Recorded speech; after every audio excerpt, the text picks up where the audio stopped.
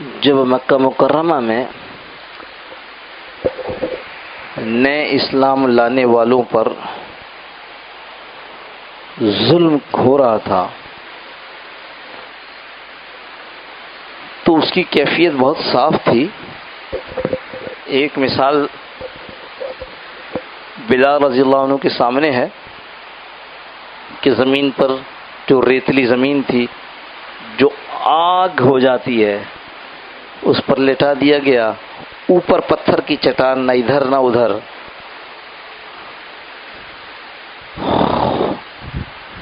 خباب کہتے ہیں میرے نیچے انگارے رکھے جاتے، اس پر مجھے لٹا دیا جاتا تو انگارے مجھے اٹھایا نہیں جاتا یا انگاروں کو بجھایا نہیں جاتا، میرے کمر کا گوشت گلتا، چربی گلتی، اس سے وہ کوئلے بجھ جاتے تو بجھ جاتے. حکم ایک تھا، کفو ایدیکم، اپنے ہاتھوں کو باندھے رکھو، ایک حکم تھا. ورنہ ہمارے جیسے کی جان پہ بن آئے تو ہم کیا کہتے ہیں، مرتے مرتے دو چار مار کے مرو. کیا بلال مجھ سے بھی زیادہ کمزور تھے؟ خباب مجھ سے بھی زیادہ کمزور تھے؟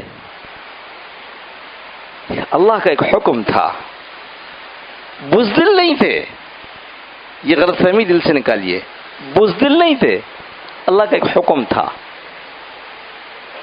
کہ یہ احکامات ہیں، ان میں سے ایک حکم یہ ہے کہ اپنے ہاتھوں کو باندھے رکھو. اجازت نہیں ہے مارنے کی، بدلہ لینے کی. مدینہ منورہ پہنچے ہیں، سال بھر کے بعد اجازت ہو گئی.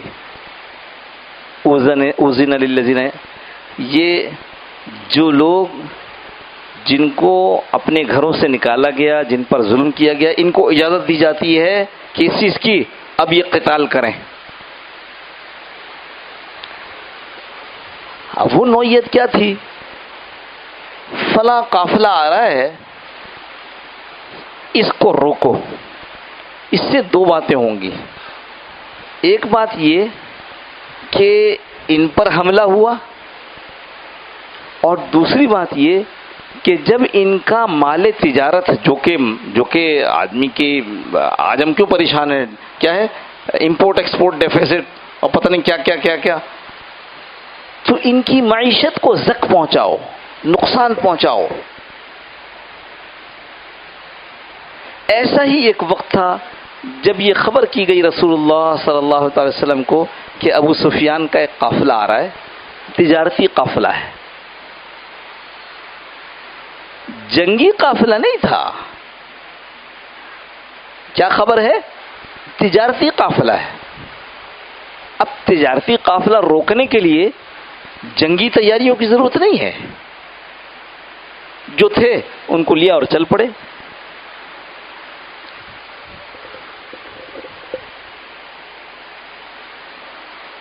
آٹھ آدمی روک دیا، نہیں آپ چلنا تو چاہتے ہیں ہمارے ساتھ، آپ رک جاؤ، یعنی ضرورت نہیں ہے. جو نہیں جا رہے ہیں ان کو جانے پہ مجبور بھی نہیں کیا جا رہا، اس لیے کہ ضرورت نہیں ہے نا، ایک تجارتی قافلہ روکنا ہے. اور آٹھ آدمی ان کو روکا جا رہا ہے ضرورت سے، آپ رکو.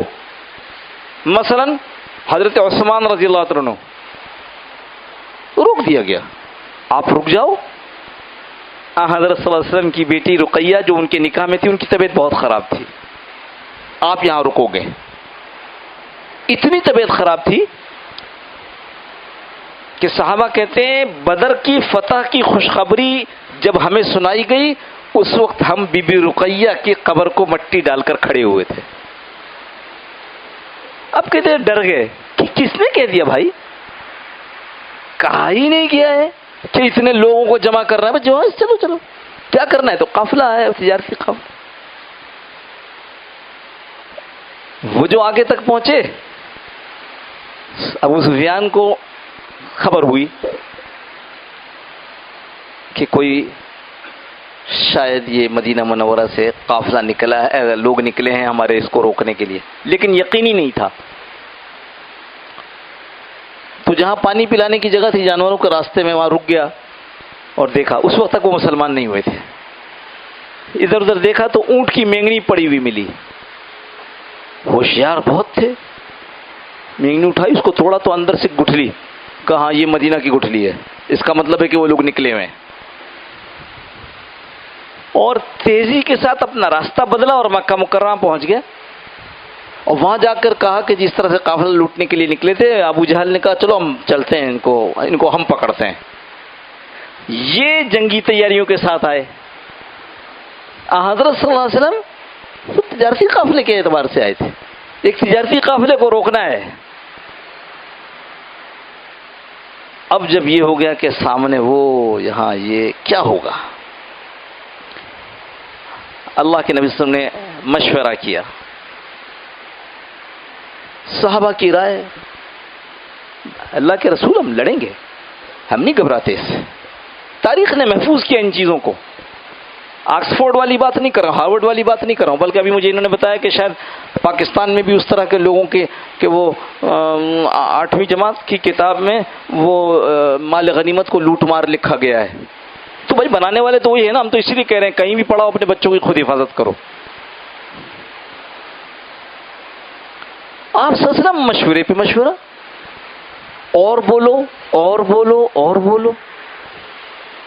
انصار کہتے ہیں ہمیں سمجھ میں آیا، او ہو، ابھی تک جتنے کھڑے ہوئے ہیں یہ سب مہاجرین مکہ والے ہیں۔ آپ صلی اللہ علیہ وسلم کی منشا سمجھ گئے، اب انصار میں سے کھڑے ہوئے، اے اللہ کے رسول، ہم موسیٰ علیہ السلام کے ساتھیوں کی طرح نہیں ہیں جنہوں نے کہا تھا اذهب انت وربک، موسیٰ آپ اور آپ کے رب جائیں لڑے، فقاتلا انا ہاہنا قاعدون، ہم یہاں بیٹھے ہیں۔ قرآن میں آیت نازل ہو چکی تھی یہ۔ انہوں نے کہا موسیٰ علیہ السلام کے لوگوں کے امت کی طرح نہیں ہے کہ ہم آپ سے یہ کہیں کہ آپ کے رب جا کے لڑیں اور ہم یہاں بیٹھے۔ ہم یہ کہتے ہیں کہ چلیں ہم آپ کے ساتھ مل کر ان سے لڑیں گے۔ اور آگے کہا اس سے بڑی بات، اے اللہ کے رسول، ہم تو آپ کے تیروں میں سے تیر ہیں، جب تیر کو آپ کمان پر چڑھاتے ہیں تو تیر پوچھتا نہیں ہے کہ کدھر جانا ہے، جدھر آپ چاہیں پھینک دیں۔ آپ کہیں گے سمندر میں چھلانگ لگانے کو تو تیار ہو جائیں گے، آگ میں کود پڑنے کو تو ہم بھی تیار ہیں۔ مطمئن ہو گئے۔ یہ بات میں حیران ہوتا ہوں، یا اللہ، کسی مسلمان کو یہ بات زیب دیتی ہے؟ میں پھر مسلمان کی بات کر رہا ہوں، کسی مسلمان کو یہ بات زیب نہیں دیتی کہ وہ صحابہ کے بارے میں یہ کہے کہ خدا نخواستہ بزدل تھے اور ڈر گئے تھے، نعوذ باللہ من ذالک۔ اللہ نے ہم مسلمانوں کے لیے ان چیزوں کو محفوظ کر دیا ہے کہ دیکھو عبرت پکڑو، دیکھو سمجھو، دیکھو جانو۔ کافر کی تاریخ لکھی ہوئی پر اعتبار نہ کرنا۔ اللہ اور اس کے رسول نے جو باتیں آگے نقل کی ہیں حدیث میں، ان کو دیکھو کیا ہے، وہ کیا کہتے ہیں۔ وہ یہ کہتی ہیں، اور جو بدر کا میدان سجا ہے، اللہ اکبر، کہتے ہیں یہ فرشتے انسانوں کی شکل بنا کر بھیج دیے گئے۔ ایسا نہیں تھا کہ کہہ دیا گیا کہ 1000 فرشتے بھیج رہا ہوں، نہ، انسانوں کی شکل بنا کر بھیجے گئے۔ اور محدثین نے عجیب بات لکھی ہے کہ فرشتوں کو انسان کی شکل میں اس لیے بھیجا کہ صحابہ فرشتے تھے انسانوں کی شکل میں، وہ فرشتے تھے، اصل شکل انسانی دی گئی، یہ انسان تھے اصل لیکن فرشتے تھے۔ صحابہ کے بارے میں کوئی بات ایسی کہنا،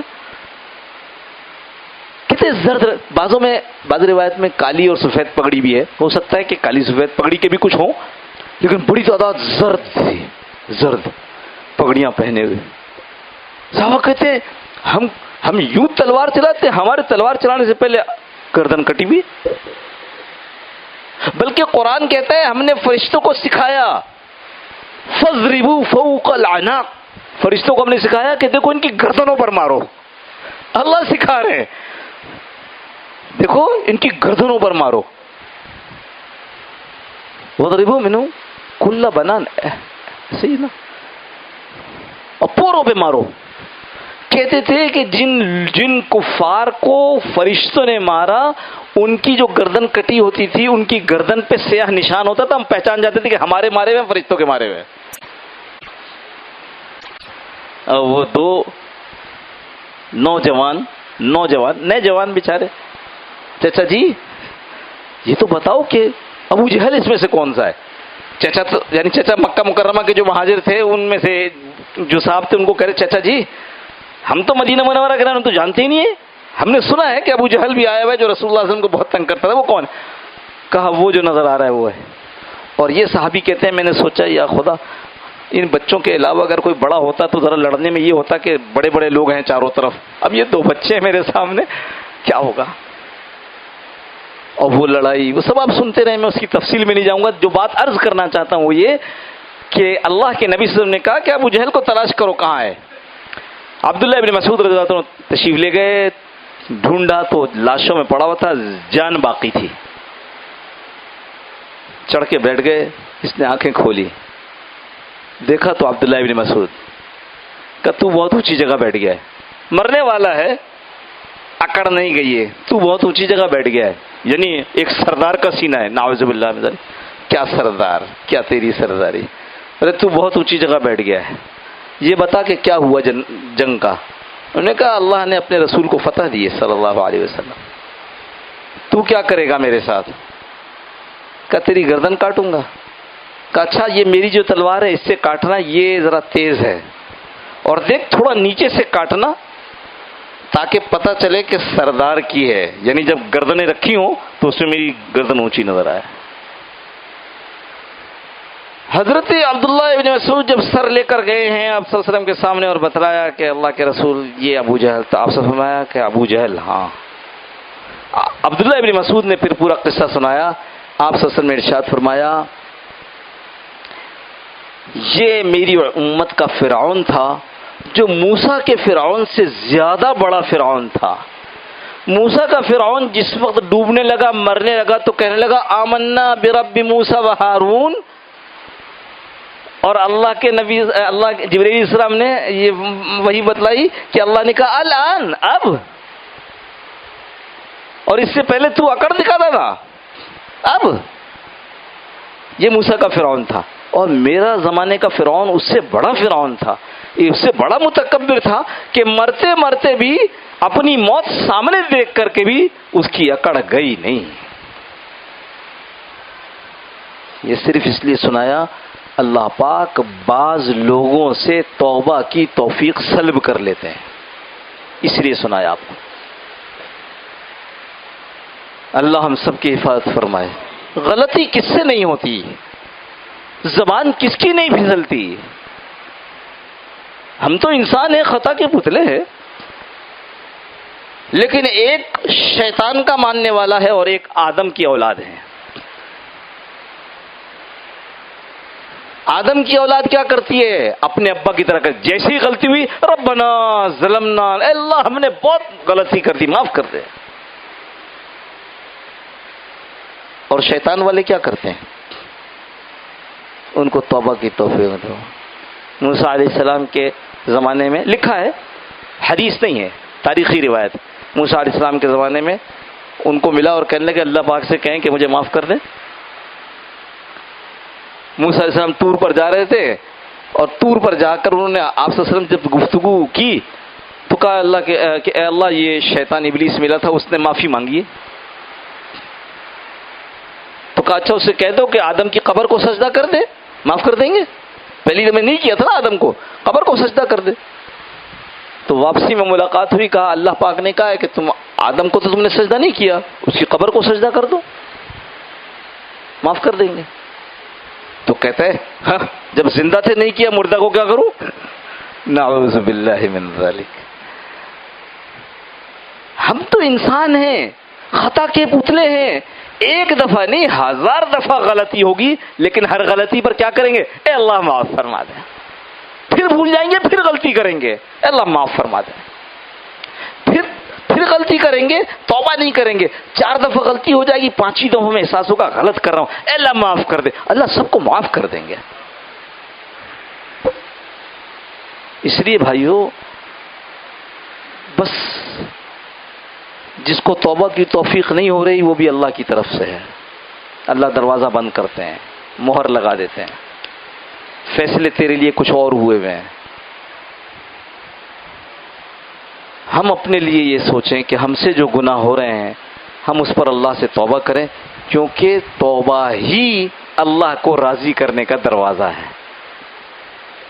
حدیث کا مفہوم ہے، اپنے لیے عرض کر رہا ہوں، حدیث کا اپنے لیے عرض کر رہا ہوں کیونکہ ہم بہت گناہ گار۔ کل بنی آدم الخطاؤن، ایک ہے خطا کرنے والا ہے، ایک ہے خطا، یہ تو پر تشدید ہے، یعنی بہت زیادہ غلطی کرنے والا۔ سارے آدم کی اولاد کیا ہے؟ میں اس لیے کہا، ہم اپنی طرف دیکھ رہے ہیں، بار بار غلطی کرتے ہیں۔ وخیر الخطائین، اور یہ جو بار بار غلطی کرنے والے، گناہ کرنے والے ہیں، ان میں سے بہترین کون ہے؟ وخیر الخطائین التوابون، جو کہ بار بار توبہ کرتا ہے، تائبین نہیں، ایک دفعہ توبہ کرنے والا نہیں ہے، التواب، بار بار تو جتنی دفعہ گناہ ہو رہا ہے اتنی دفعہ توبہ کر رہے ہیں۔ اس لیے یہ وقت ایسا ہے، پچھلی ساری زندگی میں توبہ کرتے رہے ہیں، لیکن اب یہ موقع ایسا آ گیا ہے کہ ہم پر اللہ کا عذاب کسی صورت میں مسلط ہو گیا ہے، باہر جانے کی، نکلنے کی کوئی صورت نہیں ہے سوائے ایک صورت کے، وہ یہ کہ رجوع الی اللہ ہو، اللہ کی طرف رجوع کیا جائے۔ اللہ پاک ہمیں توبہ کی توفیق نصیب فرما دے۔ محمد وعلى آله وسلم تسلیما كثيرا كثيرا۔ اللهم ربنا ظلمنا انفسنا انك انت الوهاب، اللهم ربنا اتنا في الدنيا حسنه وفي الاخره حسنه وقنا عذاب النار، اللهم انا نسالك حبك وحب من يحبك وحب من يقربنا الى حبك، اللهم اجعل حبك احب الينا من السماء والينا الماء البارد، اللهم صل على سيدنا محمد وعلى اله وسلم تسليما كثيرا كثيرا، اللهم ربنا تقبل منا انك انت السميع العليم وتب علينا يا مولانا انك انت التواب الرحيم، وصلى الله تعالى على خير خلقه محمد واله وصحبه اجمعين برحمتك يا ارحم الراحمين۔ جزاكم الله خير، السلام عليكم ورحمه الله وبركاته۔